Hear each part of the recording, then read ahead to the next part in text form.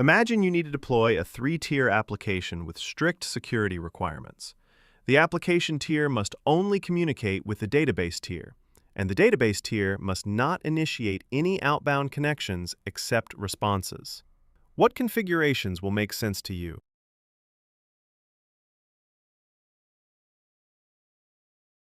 To meet the strict security requirements of the three-tier application, I would configure security groups to enforce tier-to-tier isolation.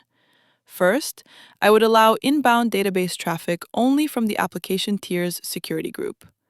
This ensures that only the application tier can communicate with the database, and no other source, such as the internet or other internal services, can access the database directly. Next, I would configure the database tier's security group with no outbound rules. This prevents the database from initiating any outbound connections. However, because security groups are stateful, response traffic for allowed inbound connections is automatically permitted.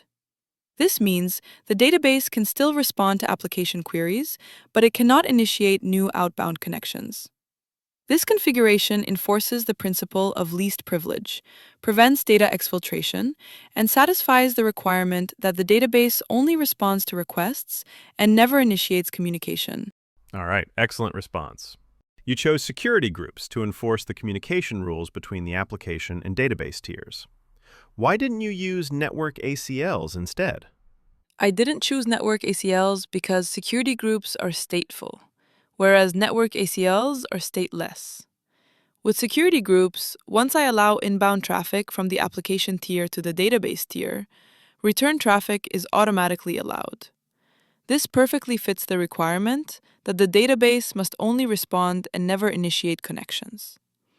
If I use network ACLs, I would need to explicitly allow both inbound and outbound rules for ephemeral ports, which increases configuration complexity and the risk of misconfiguration.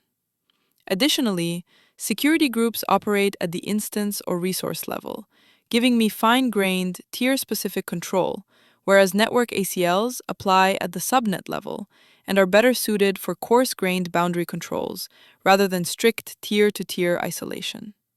Therefore, security groups are the more appropriate and secure choice for enforcing least privilege and controlled communication in this scenario.